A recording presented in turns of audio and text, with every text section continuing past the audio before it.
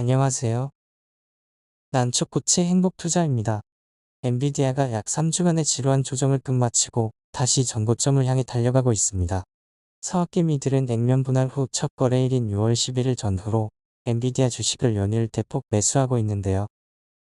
엔비디아 순매수는 1,900억 원에서 9,400억 원으로 무려 5배나 늘어났습니다. 최근 테슬라가 실적 발표 이후 주가가 폭등했지만 오히려 테슬라는 순매수 톱 50에 아예 들지를 못하고 있습니다. 테슬라에 물려있던 분들이 이 기회에 오히려 탈출한 후 엔비디아에 갈아탄 것으로 보입니다. 최근 엔비디아 상승세에는 월가의 강력한 매수 보고서가 터진 덕분입니다. 엔비디아의 좋은 시절이 아직 끝나지 않았다면서 모건 스탠리, UBS 등 미국의 대형 증권사에서 잇따라 엔비디아의 목표가를 올리고 있기 때문입니다. 거기다 키방크 애널리스트 존 비는 엔비디아 목표가를 기존 130달러에서 180달러로 무려 38%나 파격적으로 올렸는데요. 애널리스트 존 비는 평균 수익률이 21%로 스마트 스코어가 78.3% 목표가 적중률이 엄청나게 높은 애널리스트입니다. 이런 애널리스트의 의견이니 저희도 이분 의견에 귀를 기울일 필요가 있어 보입니다. 그가 엔비디아 목표가를 대폭 올린 이유는 엔비디아 실적이 예상보다 더욱 좋아질 예정이기 때문입니다. 존 비는 엔비디아가 중국이나 자동차 부문에서 수요 모멘텀이 어려움을 겪고 있음에도 AI 수요가 하반기에도 여전히 강력하다고 말했습니다. 특히 미국의 메타와 마이크로소프트 등 주요 클라우드 업체들의 수요가 여전히 탄탄하다며 구글과 아마존도 올해만 컴퓨팅 인프라에 920억 달러, 한국 돈 127조 원을 지출할 것으로 전망했습니다. 또한 블랙웰 출시가 임박했음에도 기존 칩 H백 수요가 여전히 강력한 점을 들어 블랙웰리 H백 수요를 잡아먹는 수요 침체 징후는 전혀 없었다는 것을 재확인했다고 강조했습니다. 즉, 블랙웰과 H백이 쌍두마차로 엔비디아의 매출을 더블링 해준다는 것입니다. 하지만 엔비디아의 퍼가 현재 기준으로 77.32배, 포워드 기준으로 51.47배입니다. 애플 31.29배, 마이크로소프트 34.17배에 비해선 최대 60% 이상 고평가된 상태라고 생각할 수 있는 상황입니다. 월가에서도 엔비디아가 지나치게 고평가됐다는 말이 많이 나오고 있는데요. 엔비디아는 현재 미국에서 공매도가 빠르게 늘고 있는 주식입니다. 지난 2분기 엔비디아 공매도는 37% 상승했습니다. 공매도의 천국이라던 테슬라 13%를 훨씬 뛰어넘은 수준입니다. 하지만 그럼에도 엔비디아의 공매도 비율은 S&P 500 평균의 절반에도 미치지 못하는 것인데요. 즉, 엔비디아에 공격적으로 공매도 베팅을 하지 않는다는 것입니다.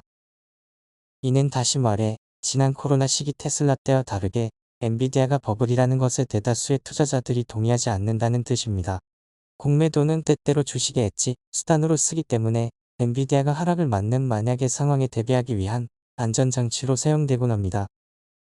지난 7월 10일 S3 파트너스의 상무이사 두산 이브스키가 야후 파이낸스와의 인터뷰에서 투자자들이 엔비디아의 공매도를 하고 있는 이유 두 가지에 대해 설명했는데요.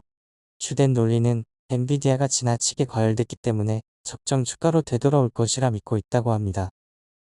또 두 번째로는 앞서 설명했다시피 자신들의 포트폴리오 엣지 수단으로 엔비디아의 하락에도 베팅한다는 것입니다.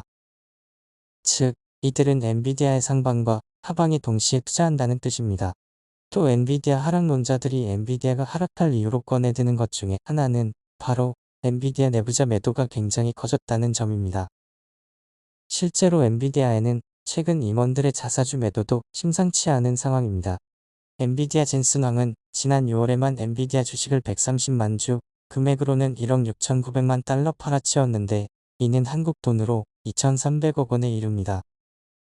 지금까지 젠슨왕이 매도한 자사주 규모 중 가장 큰 규모입니다. CEO 젠슨왕뿐만이 아닙니다. 회사 임원을 비롯한 직원 등 내부자들이 매각한 주식 규모만 7억 달러, 한국 돈 9,600억 원 이상입니다. 이건 역시 사상 최대입니다. 하지만 내부자 매도는 나쁜 신호로 해석될 수 있지만 꼭 주가의 하락 신호라고는 말할 수 없습니다. 내부자들이 개인적으로 자금이 필요하다던가 포트폴리오 다각화 등 미래 전망과 무관한 이유로 주식을 매도할 수 있기 때문입니다. 또한 제가 지난 3월 뉴스케일 파워라는 주식에 내부자 매도를 블로그에서 다룬 적이 있습니다. 당시 뉴스케일 파워가 주가가 급락하는 상황에서 회사를 12년간 이끌어온 CEO가 추가 반토막난 주식을 전량 매도한 상황이 있었습니다. 당시 저는 이 주식 끝났다고 생각했었는데요. 하지만 당시 CEO가 판 주가는 최저점으로 현재는 그보다 230% 이상 급등한 상황입니다. 따라서 내부자가 팔았다고 해서 무조건 주가가 꼭지점이란 신호는 절대 아니란 뜻입니다. 또한 엔비디아는 2분기에도 어닝 서프라이즈를 터뜨릴 확률이 높은데요.